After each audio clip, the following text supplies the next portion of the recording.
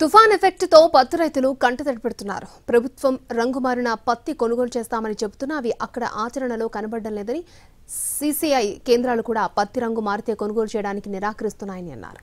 దీంతో రైతులు ఇళ్లలోనే క్వింటాల్ కొద్ది పత్తి మూలుగుతోంది.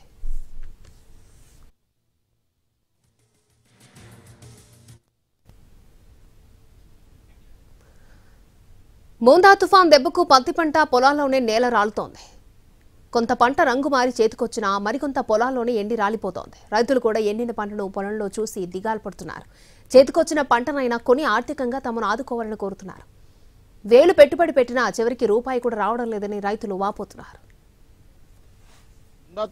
తుఫాన్ ఎఫెక్ట్ తో పత్తి పండించిన రైతు కంట అయితే కన్నీరు ఇంకా పెడతా ఉన్న పరిస్థితి అయితే ఉంది. ప్రస్తుతం ఎన్టీఆర్ జిల్లా నందిగామ నియోజకవర్గంలో మనం ఉన్నాం. చూడొచ్చు, ముందా తుఫాన్ ఎఫెక్ట్ కి పూర్తి స్థాయిలో పత్తి పంట ఏ విధంగా నాశనమైంది అనేది మనకి స్పష్టంగా కనపడుతుంది. ఒకవైపున తుఫాను తాకిడికి కురిసిన వర్షాలకి పూర్తిగా ఆ పొలంలోనే ఆ పత్తి పంట అంతా కూడా పాడైన పరిస్థితి. కొంత బాగున్న పంటని బయటికి తీసినా కూడా అది కొనుగోలు జరపలేని విధంగా అది పాడైన నేపథ్యంలో ఒక్కొక్కరు ఎకరానికి 50,000కు పైగా పెట్టుబడి కూడా పెట్టిన పరిస్థితి. ఈ నేపథ్యంలో అటు ముందా తుఫాన్ ఎఫెక్ట్ తో పూర్తి స్థాయిలో నష్టానికి గురయ్యామని చెప్పి అయితే రైతులు ఆవేదన వ్యక్తం చేస్తా ఉన్నారు. జిల్లాలో సుమారు 70,000 ఎకరాలకు పైగా పత్తి పంట సాగు చేస్తున్న నేపథ్యంలో అటు ప్రభుత్వం కూడా తుఫాను ప్రభావితానికి సంబంధించి ఎవరైతే నష్టపోయిన రైతులు ఉన్నారో వాళ్ళందరికీ ఆర్థికంగా సాయం చేస్తాం, పత్తిని కూడా కొనుగోలు చేస్తామన్నా కూడా అటువంటి చర్యలు ఏమీ తీసుకోలేని పరిస్థితి ఉన్నట్టుగా అయితే మనకి తెలుస్తాను. కొంతమంది రైతులు ఉన్నారు. ఎటువంటి ఇబ్బందులు పడుతున్నారు? ముందా తుఫాన్ తర్వాత నుంచి పత్తి మీరు పంట సాగు చేశారు. మొంతా తుఫానికి పత్తి పంట మొత్తం కుదేలైపోయిందండి. మొత్తం ఇదిగో చూశారు కదా, మొత్తం పత్తి అంతా ఎండిపోయింది. గతంలో పోయిన సంవత్సరం 9 నుంచి 10 క్వింటాల వరకు పత్తి దిగుబడి వచ్చింది.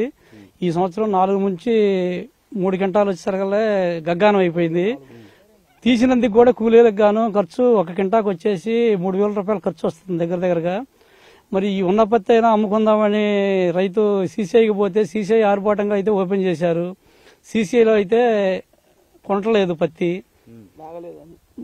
బాగలేదని ఆంక్షలు పెడుతున్నారు. ప్లస్ సీసీఐలో కూడా తీయట్లేదు, ఆల్రెడీ సీసీఐ తీయట్లేదు. మీరు ఎన్ని ఎకరాలు సాగు చేశారు, ఎంత పెట్టుబడి పెట్టారు? ఇప్పుడు ఈ తుఫాన్ ఎఫెక్ట్ వల్ల ఎంత నష్టం? నేను 15 ఎకరాలు వేసానండి పత్తి. నా పేరు పాములపాటి రమేష్, అనాసాగరం గ్రామం మాది, నందిగామ మండలం. నేను వచ్చేసి ఎకరానికి వచ్చేసి 45 నుంచి 50,000 పెట్టుబడి అయిందండి. ఇప్పుడు వచ్చేసరికి ఎకరానికి వచ్చేసి 3 క్వింటాలు 3 క్వింటాలన్నర చొప్పున వచ్చింది.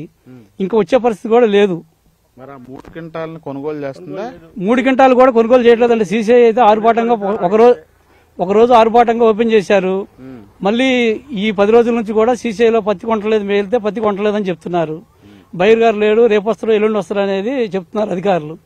అదండి లాభాలు వస్తాయని కదా రైతు ఆలోచన. లాభం నీడైతే 12 క్వింటాలు అవుతుంది ఎకరానికి. ఈ ఏడు మటుకి 2-3 అవుతుంది. నాకు 2 ఎకరాలు సొంతం ఉంది, 10 ఎకరాలు కలుగు చేశారు.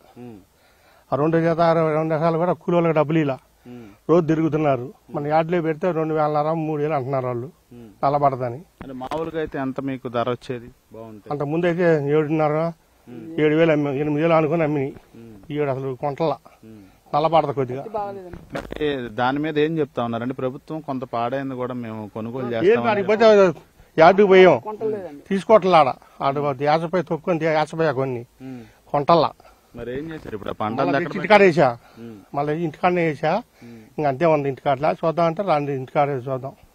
మీరు ఎన్ని ఎకరాలు సాగు చేశారు? గతంలో ఈ ముందా తుఫాన్ సమయంలో ఎంతవరకు మీకు నష్టం జరిగింది? నష్టం అంటే బాగా దెబ్బతిందండి. సంవత్సరం వాళ్ళు రాలే. ఈ సంవత్సరం 2-3 క్వింటాలే వచ్చింది ఎకరానికి. 2 ఎకరాలు వేసాము. ఒక 6 క్వింటాలు వస్తే ఎవరు కొనే వాళ్ళు కూడా ఇంటి దగ్గరే ఉంది.